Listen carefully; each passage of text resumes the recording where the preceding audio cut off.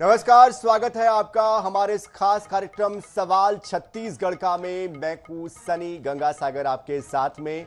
छत्तीसगढ़ में चुनाव के लिए फिलहाल तो वक्त है, विधानसभा चुनाव 2028 में होने हैं, लेकिन उसके पहले राजनीतिक दल अपनी अपनी तैयारी में लगे हुए हैं। लेकिन इसमें दो कदम आगे चलते हुए बीजेपी अभी से मिशन 2028 के लिए तैयारी में जुट गई है।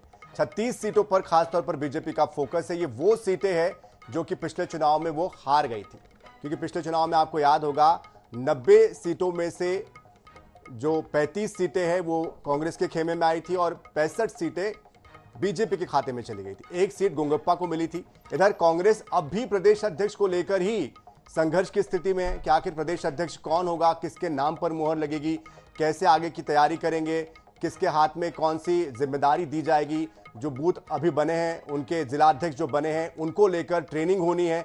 इन सब में कांग्रेस उलझी हुई है, लेकिन इन सब के बीच बीजेपी कई गुना आगे अभी से चल पड़ी है, निकल पड़ी है। और इसीलिए आज का हमारा विषय है 28 की रणभेरी, किसकी कितनी तैयारी।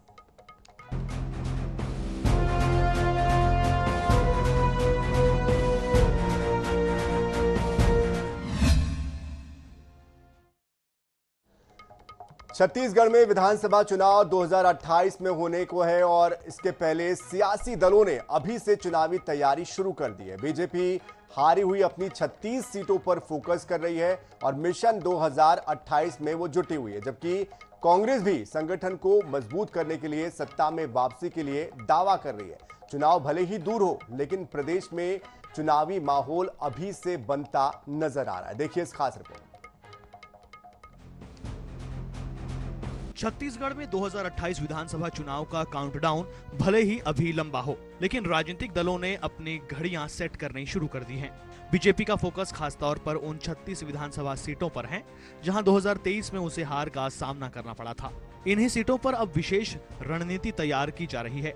लक्ष्य साफ है, जो सीटें हाथ से निकल गई थी उन्हें अगले चुनाव में वापस हासिल करना है। बीजेपी ने इसके लिए संगठन से लेकर सत्ता का पूरा तंत्र सक्रिय कर दिया है। निगम मंडलों और आयोगों के अध्यक्षों उपाध्यक्षों को अलग अलग क्षेत्रों की जिम्मेदारी सौंपी गई है। बूथ स्तर तक समीकरण साधे जा रहे हैं। बूथों को अलग अलग श्रेणियों में बांटकर जीत का गणित तैयार किया जा रहा है। यानी बीजेपी सिर्फ चुनाव नहीं लड़ रही, बल्कि चुनाव से पहले चुनाव जीतने का फॉर्मूला तैयार कर रही है। बीजेपी प्रदेश अध्यक्ष किरण सिंह देव का कहना है, बीजेपी की परंपरा है, एक चुनाव खत्म होते ही अगले चुनाव की तैयारी शुरू हो जाती है। हमारे संगठन के चुनाव हुए, हमारे सदस्यता अभियान हुआ, हमारा गांव चलो घर चलो अभियान चालू हुआ, हमारे विभिन्न प्रशिक्षण के अभियान पूरे हो रहे हैं। अभी मंडल और जिले के हो गए, हमारे प्रांत के बच्चे हुए हैं, शीघ्र वो भी होगा। उसके बाद मोर्चा प्रकोष्ठों के भी हमारे होंगे। गठन की प्रक्रिया हमारी पूरी हो चुकी है और इसके बाद फिर मतलब हम फ्लोर में रहते हैं। इसलिए ये कोई चुनाव की दृष्टि से नहीं है, हम 12 महीना फ्लोर में रहते हैं भारतीय जनता पार्टी कार्यक्रम में। ये तो चुनाव अवश्य संभावी होते हैं। राजनीतिक दल का काम है चुनाव में जाना, सरकार में आना, कल्याणकारी योजनाएं बनाना, उसका लाभ नीचे जनता तक पहुंचाना। 2028 चुनाव को लेकर कांग्रेस भी हाथ पर हाथ रखकर बैठी नहीं है। संगठन सृजन अभियान के जरिए जिलों से लेकर बूथ स्तर तक कार्यकर्ताओं को सक्रिय किया जा रहा है। कांग्रेस का दावा है कि जनता का मूड तेजी से बदल रहा है। बीजेपी को 2028 में हर सीट पर नए सिरे से संघर्ष करना पड़ेगा। अब की बार जो चुनाव होगा 2028 का विधानसभा का चुनाव, भारतीय जनता पार्टी मुश्किल से 1 दर्जन सीटों पर जीतेगी। 2018 का रिकॉर्ड फिर से दोहराया जाएगा, क्योंकि पिछले 2.5 साल में भारतीय जनता पार्टी ने जनता का भरोसा खो दिया है और इस बात को उनको एहसास है। इसलिए हारी हुई सीटों को फोकस करने जा रहे हैं, लेकिन आवश्यकता है सारी की सारी सीटों में फोकस करने की। अब की बात भारतीय जनता पार्टी के सारे मंत्रिमंडल के सदस्य चुनाव हारेंगे, सारे विधायक चुनाव हारेंगे। भारतीय जनता पार्टी छत्तीसगढ़ में विपक्षी दल के रूप में भी नहीं बचेगी। छत्तीसगढ़ में 2028 का चुनाव भले 2.5 साल दूर हो, लेकिन राजनीतिक दलों ने अपनी अपनी चौसर बिछानी शुरू कर दी है। बीजेपी हारी हुई सीटों पर कब्जा जमाने की रणनीति बना रही है, तो कांग्रेस सत्ता में वापसी का सपना सजाने में जुटी है। फिलहाल मैदान में तैयारी ज्यादा है और नतीजे बहुत दूर हैं, लेकिन राजनीति का नियम यही है, जो दल चुनाव के दिन जागता है वह अक्सर नतीजे वाले दिन सो जाता है। इसलिए दोनों दल अभी से जनता के दरवाजे तक पहुंचने की होड़ में लग गए हैं। अब जनता किसके दावों, किसके इरादों पर यकीन करती है, ये जरूर देखने वाली बात होगी। फिलहाल सियासी दलों ने अपनी जमावट जरूर शुरू कर दी है। गौरव शर्मा, रायपुर। तो देखिए, बीजेपी ने अभी से तैयारी शुरू कर दी है। बाकायदा 3 जोन बनाए गए हैं, रेड जोन, येलो जोन और ग्रीन जोन। अब इसका मतलब क्या है, जरा वो भी आपको समझा देते हैं। रेड जोन में ऐसे बूथों को रखा गया जहां पर बीजेपी कभी जीती नहीं है, अब तक जीती नहीं है। येलो जोन वो जोन है जहां पर कभी भाजपा जीतती है तो कभी हार जाती है, यानी कि कभी जीती है कभी हारी है। 50-50 का मामला यहां पर दिखाई देता है। और ग्रीन जोन यानी कि ऐसे बूथ जहां पर भाजपा हमेशा जीतती है। एक और बदलाव किया है भारतीय जनता पार्टी ने, जहां जहां पे जो प्रभारी पहले थे उनका प्रभार बदल दिया गया, यानी कि उनके अपोजिट दे दिया गया है। अगर कोई एक जगह का है तो उसको बिल्कुल विपरीत दिशा में दिया गया है। जो दावेदार थे उनको भी अपना नाम क्षेत्र देकर किसी और जगह भेजा गया। तो ये जो तैयारी चल रही है भाजपा की, वो भी इतने जल्दी चल रही है, इसीलिए आज हम इस पर बात कर रहे हैं। तो रणभेरी बज चुकी है और 2028 के लिए कौन कहां पर खड़ा है, यही हम जानने की कोशिश करेंगे। और इस पर बात करने के लिए हमारे साथ हमारे तमाम जो मेहमान हैं वो जुड़ चुके हैं, उनका परिचय आपसे करवा देते हैं। शिल्पा देवांगन जी कांग्रेस की प्रवक्ता हमारे साथ जुड़ चुकी है, उमेश घोरमेड़े जी भारतीय जनता पार्टी के प्रवक्ता हमारे साथ जुड़ चुके हैं, और शिशिर राय चौधरी जी वरिष्ठ पत्रकार भी हमारे साथ जुड़ चुके हैं। आप तीनों का बहुत बहुत स्वागत है। सबसे पहले शिल्पा जी, आपसे ही शुरुआत करते हैं। 2028 में चुनाव है, भारतीय जनता पार्टी अभी से तैयारी में जुटी हुई है, कांग्रेस कहां खड़ी है, कांग्रेस इस तैयारी को कैसे देखती है? आपके सभी दर्शकों को और साथी पैनलिस्ट को नमस्कार करती हूँ। देखिए सनी जी, आपने कहा 3 जोन में बांटा गया है। मैं तो कहती हूँ आज जो 2.5 साल में परिस्थितियां ऐसी निर्मित हुई हैं कि आगे आने वाले 2.5 साल में पूरी Bharatiya Janata party red zone में जाने वाली है। इनके पास एक भी सीट विश्वास के लायक बची नहीं है। उसके कारण मैं बता रही हूँ। कारण ये है कि जो पूरी सरकार है, जिस वादे और दावे के साथ आए थे, पूरे दावे खोखले हो चुके हैं। कार्यकर्ता नाराज हैं, इनके नेता और मंत्री नाराज हैं। इसलिए नाराज हैं, उनको खुद को हेल्प की जरूरत है। ये अभी कुछ दिन पहले हेल्पलाइन नंबर, मुख्यमंत्री हेल्पलाइन नंबर जारी किए हैं। तो मुझे लगता है कि इनके कार्यकर्ताओं को खुद को हेल्पलाइन नंबर की जरूरत है, क्योंकि पहले तो जो कार्यकर्ता और मंत्रियों में बैठक हुआ करती थी, परंतु मैं कई दिनों से देख रही हूं कि ये बैठकें भी समाप्त कर दी गई, क्योंकि कार्यकर्ताओं की इतनी शिकायतें हैं, इतने नाराज हैं कार्यकर्ता। उसके साथ ही साथ पैरेलल स्ट्रीम में इनके जो सीनियर मंत्री हैं, जो इनके मार्गदर्शक हैं, जैसे डॉक्टर रमन सिंह जी की नाराजगी अभी सामने देखने को आई थी बेमेतरा में। इनके अलावा सदन में भी इनके सीनियर लीडर्स की जो नाराजगी और बातें नजर आती हैं, वो पूरी तरह से साबित करती है कि पूरी बीजेपी रेड जोन में जाने वाली है। और जो अभी प्रभारी बने हुए हैं, वो तो पहले ही टिकट की दौड़ से बाहर हैं। तो आप ये बताइए, जब जनता नाखुश है, अधिकारी कर्मचारी सरकार से भिड़ंत होते रहते हैं, दोनों में लड़ाइयां चलती रहती हैं, हड़ताल चलते रहते हैं, तो ये चुनाव की दौड़ को जीतेंगे कैसे? लेकिन मैंने आपसे ये भी तो पूछा है ना शिल्पा जी, ये तो उनका पक्ष आपने बता दिया। मैंने ये भी पूछा कि कांग्रेस कहां पर खड़ी है। प्रदेश अध्यक्ष के लिए पिछले 1.5 सालों से सिर्फ और सिर्फ नाम की चर्चा हो रही है कि किसको बनाया जाएगा, कहां बनाया जाएगा, कैसे बनाया जाएगा, और हम देखते हैं कि बार बार बयानबाजी होती है। आपकी तैयारी कहां पर है, कितनी मजबूत है, कैसे टक्कर दे पाएंगे आप? अभी जो प्रदेश अध्यक्ष जी हैं, आदरणीय दीपक बैज जी, तो वो युवा नेता के रूप में पूरे टीम को समन्वय के साथ में स्थापित करके कार्य कर रहे हैं। और तैयारियां हमने भी शुरू कर दी है। हमने कांग्रेस के जो कर्मठ कार्यकर्ता है, वो बूथों तक जाकर जागरूकता फैला रहे हैं। इनकी जो नाकामी है, सरकार की जो नाकामी है, वो बूथों तक ले जा रहे हैं। जिस प्रकार से पूरे देश में त्राहिमाम मच गया है, चाहे महंगाई हो, बेरोजगारी हो, धान के विषय में आप देखिए, हर सोसाइटी में उठाव नहीं हो रहा है। भारतीय जनता पार्टी के सरकार से लोगों का विश्वास उठ गया है, लेकिन धान नहीं उठ रहा है सन्नी जी। तो यही तो हमारा कार्य करता, पूरी जगह बताने का कार्य, सच को सामने लाने का कार्य। ठीक है, रणनीति बनाना सबका अपना काम है, सभी चाहते हैं उनका संगठन मजबूत हो, आप हो या बीजेपी हो। ऐसे में आपसे मैं और समझने की कोशिश करूंगा कि आपकी रणनीति कहां पर है, क्योंकि अभी तो आपका प्रशिक्षण और होना बाकी है। अभी राहुल गांधी जी को आना है, खड़गे जी को आना है, वहां पर क्या होने वाला है वो भी समझेंगे आपसे। लेकिन उमेश घोरमेड़े जी, बहुत लंबे समय के बाद आपसे बात हो पा रही है आज, लेकिन वही सवाल मेरा आपसे है कि इतनी जल्दबाजी क्यों है? क्या अब तक के जो कामकाज हुआ उसको लेकर रिपोर्ट अच्छी नहीं आ रही है, या जिस तरह से अभी शिल्पा देवांगन जी आरोप लगा रही थी उसमें कोई सच्चाई है? इतनी जल्दबाजी क्यों है? देखिए, शिल्पा जी और कांग्रेस का काम तो है आरोप लगाना। बहुत दावे कर रही थी शिल्पा जी। अभी मैं शिल्पा जी से पूछूं कि वो कौन से बूथ में गई थी तो शायद वो जवाब ना दे पाए। अगर देना चाहे तो दे दे, मैं 1 मिनट रुक जाता हूँ। पूछ मैं लीजिए। अपने ही बूथ में गई थी। मैं बूथ तो अपने ही सबका बूथ में बूथ गई तो थी। सबका अपना मैं अपना अपने ही होता बूथ है। की कार्यकारिणी बूथ तो सदस्य सबका हूँ। अपना अपना और होता है। सवाल ये होता है कि बूथ में जाने वाला वाकई में धरातल में काम करने वाला ये नहीं बोलता कि मैं अपने बूथ में गया था, बूथ नंबर के साथ एड्रेस के साथ वो आइडेंटिफाई करके बता देता है। खैर छोड़िए, भारतीय जनता पार्टी का मैं विषय बताऊं, है। और बख्तर अरे सुन लीजिए ना, बख्तर से ठीक है, अब आते आते वापस आएंगे आपके पास। सुन लीजिए, भारतीय जनता पार्टी का अपना विषय है। और सनी जी, ये कोई आज होने वाली प्रक्रिया या अखबारों में आ गया ये नहीं है। ये भारतीय जनता पार्टी में रूटीन में चलने वाली प्रक्रिया है, चाहे हम सरकार में हो ना हो।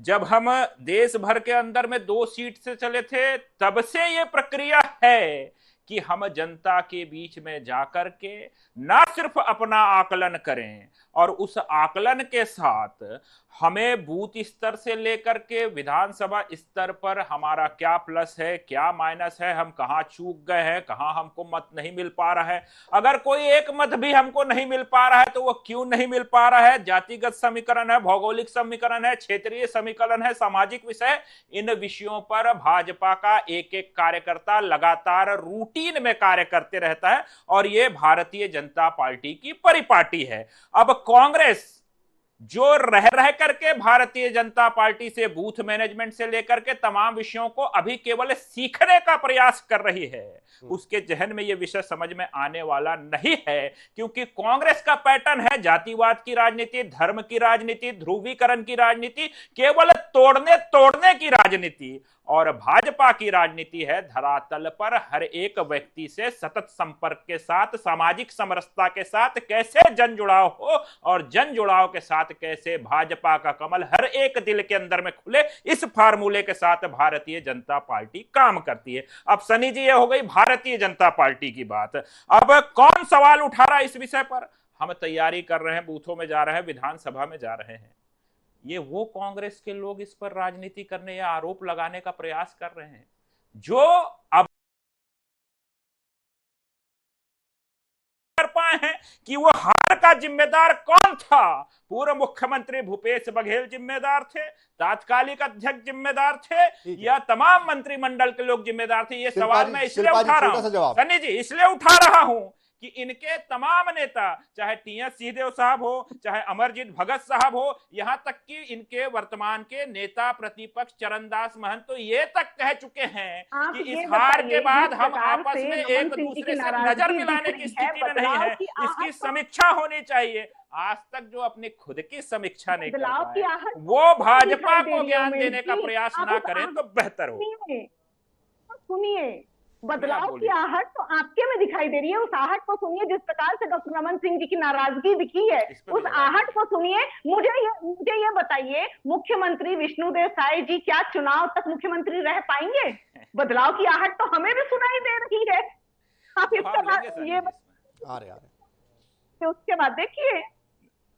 ठीक है, शिशिर राय जी को लाना चाह रहा हूं मैं। शिशिर राय जी, जिस तरह से कोशिश हो रही है, दोनों ही चाहते हैं कि उनका संगठन मजबूत हो, लेकिन बीजेपी हर बार हम देखते हैं कि वो अपने मोड़ में रहती है, चुनावी मोड़ में रहती है, और कांग्रेस अभी भी कहीं ना कहीं अंदर खाने ही संघर्ष कर रही है। क्या लगता है कि बीजेपी की जो टैक्टिक्स है, जो कोशिश है, कितनी रंग लाएगी? क्योंकि 36 सीटें वो सीटें हैं जहां पर या तो वो हारती है, या तो कभी हारती कभी जीतती है। बाकायदा उस पर माइक्रो मैनेजमेंट करने की कोशिश कर रही है बीजेपी। कहीं ना कहीं वो रणनीतिक तौर पर उनको मजबूत भी बनाता है, लेकिन कांग्रेस कहाँ दिखाई देती है आपको? मुझे ऐसा लगता है कि ये सिर्फ 36 सीट नहीं है, ये थोड़ा लार्जर स्केल पे एक्सरसाइज है। और बीजेपी हमेशा ही एक मोड पे रहती है कि वो उसको, मैंने कल के दिन में आप इलेक्शन पे उतार दीजिए, अनाउंस कर दीजिए कि परसों वोटिंग होनी है तो उनकी व्यवस्था हो जाएगी।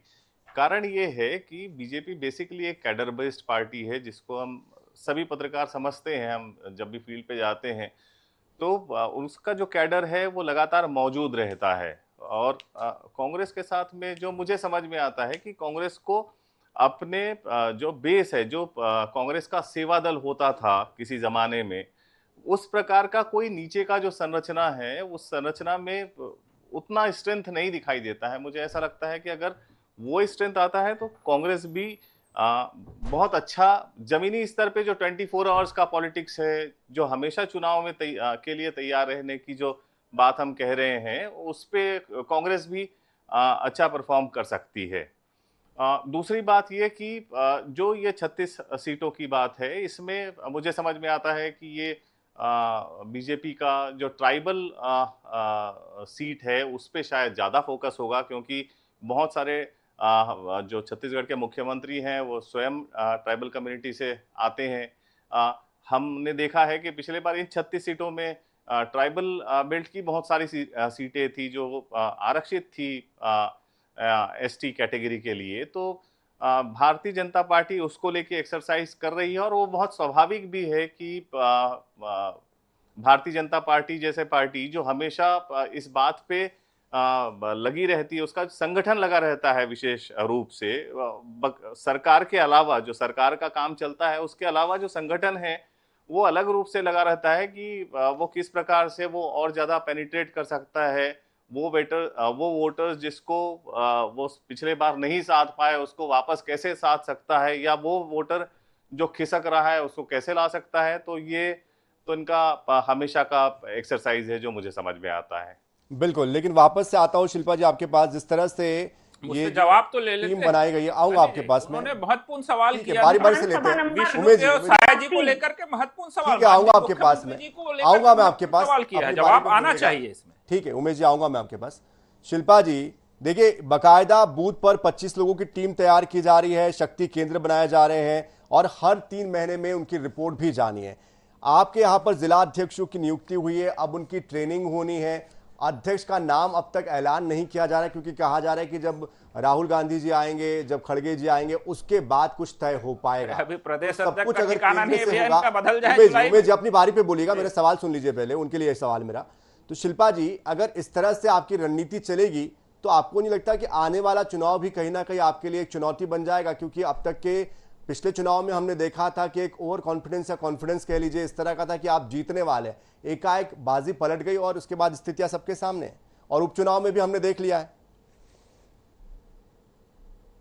देखिए सनी जी, जो हार जीत है चुनाव में लगी रहती है। आपके प्रश्नों का उत्तर देने से पहले मैं मेरे भाई को अवगत कराना चाहूंगी कि वो विधानसभा जिससे मैं आती हूँ उसमें तो शायद उन्होंने विजिट भी नहीं किया होगा, विधानसभा क्रमांक 83, और उसमें जिस वार्ड में मैंने चुनाव लड़ा था उस वार्ड के बूथ में, हॉस्पिटल वार्ड, जो वार्ड के बूथ में हम कार्य कर रहे हैं, ये मैं अपनी पर्सनल बात बता रही हूँ। हमारे कार्यकर्ता जो फील्ड में कार्य कर रहे हैं वो तो लगातार हमारे जैसे लोगों के साथ में कार्य कर रहे हैं, तो ये गलतफहमी में ना रहे, ये हवाबाजी ना करें। दूसरी बात, मैंने जो प्रश्न पूछा उनसे जरूर उत्तर लीजिएगा, इसकी क्या गारंटी, इनकी सारी गारंटी फेल होती नजर आ रही है। तीसरी बात, आपने जो प्रश्न पूछा, चुनाव में हार जीत निश्चित रूप से लगी रहती है, और झूठ, षड्यंत्र और एजेंसियों का दुरुपयोग करके जिस प्रकार से इन्होंने चुनाव में अपनी जीत हासिल की, सत्ता बनाई, परंतु आज विफलता और नाकामी जमीन पर दिख रही है। हर वर्ग परेशान है, इसी से पता चलता है ना, ये सत्ता संभाल नहीं पा रहे हैं। अब तो मोदी का मैजिक भी नहीं चल रहा है, जनता इतनी नाराज हो गई है, मोदी का मैजिक भी फेल हो चुका है, और ये आज जो दावे कर रहे हैं वो सारे दावे फिर से खोखले नजर आएंगे, और फिर से भारतीय जनता पार्टी जो है पूरी की पूरी जीरो पर आ जाएगी। रेड जोन आप कह रहे थे ना, हाँ तो जाएगी शिल्पा जी, लेकिन कैसे आएगी? आपके पास कोई रणनीति होगी, कोई ब्लूप्रिंट होगा, कोई तैयारी होगी, उसके बारे में आप कोई जिक्र नहीं कर रही है, बार बार आप उन पर ही हमले कर रही है। वो जो कर रहे हैं वो तो कर रहे हैं, आप क्या कर रहे हैं ये बताइए ना। देखिए सनी जी, मैंने तो आपको बताया ना कि हमारा जो कार्यकर्ता